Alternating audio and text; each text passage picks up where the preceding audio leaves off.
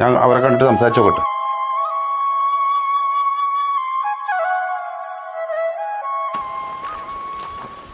എന്തല്ല ഹൈറുത്ത? എന്തല്ല സിയാദെ, ഞാൻ റേഷൻ പൊടി പോയിട്ട് വരട്ടെ, അരി വാങ്ങാനുണ്ട്.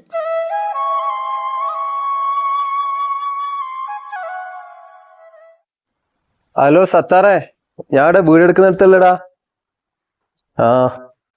നീ ഒരു കാര്യം ചെയ്യ, ഒരു 50 റുപ്യ ചെക്കനോട് വാങ്ങിക്കോ. കടയിൽ പോയിട്ട് ഒരു 50 വാങ്ങിക്കോ. ഓഫീസിലെത്താൻ ലേറ്റ് ആവും. നീ ഒരു കാര്യം ചെയ്യ്, ചെക്കനോട് വാങ്ങിക്കോ. പേരൊന്നും എഴുതണ്ടടാ, ഇങ്ങനെ എത്ര എല്ലാവർക്കും കൊടുക്കുന്നതല്ലേ, പേരൊന്നും എഴുതണ്ട. ഓക്കെ ഓക്കെ, ശരി ശരി.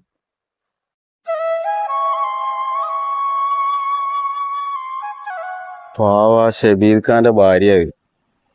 പെണ്ണുങ്ങൾ തൊഴിലുറപ്പിന്റെ പണിക്ക് പോയിട്ടാ ജീവിക്കണം. അത് പറ്റുന്ന കാര്യം, ആ പെണ്ണുങ്ങൾക്ക് ആങ്ങളന്മാരെല്ലാം വലിയ കോടീശ്വരന്മാരാണ്.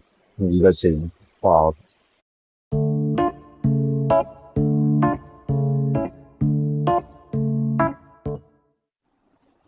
ഷബീർ, ഞാൻ നാട്ടിലെത്തിനെ.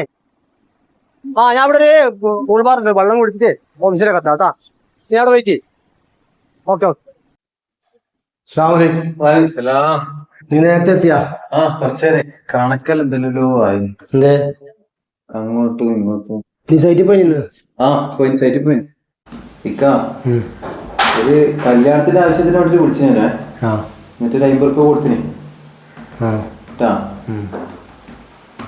എല്ലാം ഡൊണേഷൻ തന്നെ. എത്ര മാസം എത്ര പോകുന്നറിയാം. വോട്ട് ചെയ്തവരെ അങ്ങനെല്ലാം കൊടുത്തേക്കണോ? അതേ ബാക്കി ഉണ്ടാവും. അതെ അതെ. ഇക്കാക്ക, നമ്മളെ മദ്രസേന്റെ മുകളില് 2ാം നേരം മറക്കാൻ വേണ്ടിട്ട് പൈസ ഇല്ലെന്ന് പറഞ്ഞിട്ട് 2 ലക്ഷം ഓഫർ ചെയ്തെന്ന് പറഞ്ഞേ. അതെ. അപ്പൊ അവര് വിളിച്ചിനേന്. എന്ത് ചെയ്യണ്ടേ? അവര് കമ്മിറ്റിയിലുള്ള 3-4 ആള് അന്ന് തന്നെ വന്ന് കണ്ടിരുന്നു, എന്നോട് പറഞ്ഞു. അപ്പൊ ഞാൻ അവര് 3-4 വരുമ്പോ എന്താ പറയാ, 2 ലക്ഷം രൂപ തരാന്ന് പറഞ്ഞു. കൊടുത്തിട്ടില്ലല്ലേ? കൊടുത്തേ, കൊള്ളിൽ കൊടുത്ത് ഒഴിവാക്കി. അതല്ലേ നമുക്ക് നാളെ പറ്റുന്ന ഗുണത്തിനുണ്ടാവും. കൊടുത്തേ. നിങ്ങളെ 2 ലക്ഷം റുപ്യന്റെ ചെക്കൻ്റെ കയ്യിലുണ്ട്. അപ്പോൾ എവിടെ ഏൽപ്പിക്കണ്ടെന്ന് വെച്ച് കഴിഞ്ഞാൽ ഞാൻ ഏൽപ്പിച്ചരാം. നിങ്ങൾക്ക് വരുന്നുണ്ടെങ്കിൽ കേൾക്കുമോ? ഞാൻ ഓഫീസിലുണ്ട്. Okay okay. അസ്സലാമു അലൈക്കും. ഹലോ സലീം ഭായി, ഞാൻ സിയാദാണേ. എവിടെയുള്ള ഓഫീസിലാ? അതെ അതെ.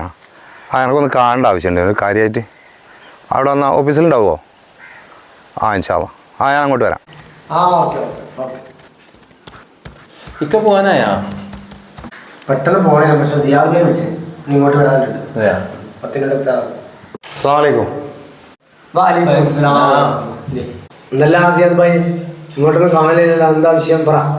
സലീം ഭായി, ഞാൻ വന്നത് ഒരു പാവപ്പെട്ടൊരു ഫാമിലിക്ക് ഒരു വീട് വേണം.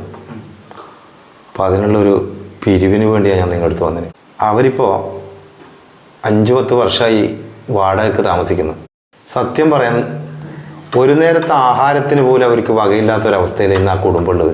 അവിടെ ഇരിക്കുന്ന ആ പെണ്ണുങ്ങളെ ഭർത്താവ് ഒരു ആക്സിഡൻറ്റിൽ നടുവിന് സുഖമില്ലാണ്ട് ജോലിക്ക് വരെ പോകാൻ കഴിയാത്തൊരവസ്ഥയിലുള്ളത്. ആ പെണ്ണുങ്ങൾ തൊഴിലുറപ്പിൻ്റെ പണിക്കൊക്കെ പോയിട്ടാണ് ഇന്ന് ആ കുടുംബം പുലർത്തുന്നത്. അത് മാത്രമല്ല, കെട്ടിക്കാൻ പ്രായമുള്ള 2 പെൺമക്കളുമുണ്ട്. ഞാനൊരു കാര്യത്തിനും ഞാൻ ഇതുവരെ നിങ്ങളെ സമീപിച്ചിട്ടില്ല. ഈ ഒരു കാര്യം ആയതുകൊണ്ട് ഞാൻ നിങ്ങളുടെ അടുത്തേക്ക് വന്നതാണ്. അതുകൊണ്ട് നിങ്ങളാൽ കഴിയുന്നത് നിങ്ങളതിൽ ചെയ്തു തരണം. സിയാദ് ഖാൻ, നമ്മൾ നന്നേ 2 പാവപ്പെട്ട കുടുംബങ്ങൾക്ക് 2 വീട് വെച്ച് കൊടുക്കാൻ തീരുമാനിച്ചതാണ്. ഇൻഷാ അല്ലാ അതിലൊന്ന് നിങ്ങൾ പറഞ്ഞ പാർട്ടിക്ക് നമുക്ക് കൊടുക്കാനുള്ള സംവിധാനമാക്കാം. അവരെ എവിടെയുള്ളവരാ? ഷബീർ ഭായി, അവർ പഞ്ചാബിൽ നിന്നും ഡൽഹിയിൽ നിന്ന് വന്ന ആളൊന്നുമല്ല. ഹൈറൂത്തയാണ് നിങ്ങളെ പങ്കള്. നിങ്ങളെന്താ നമ്മളെ ഇൻസൾട്ട് ആക്കാൻ വന്നയാ?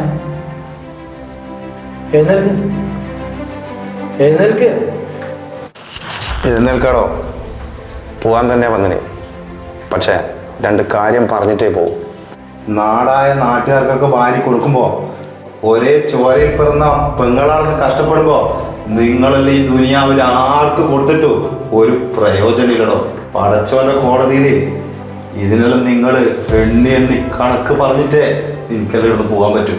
കാണേണ്ടത് കാണാനുള്ള കണ്ണ് പോലും നിങ്ങൾക്ക് പടച്ചോൻ തന്നിട്ടില്ലടോ.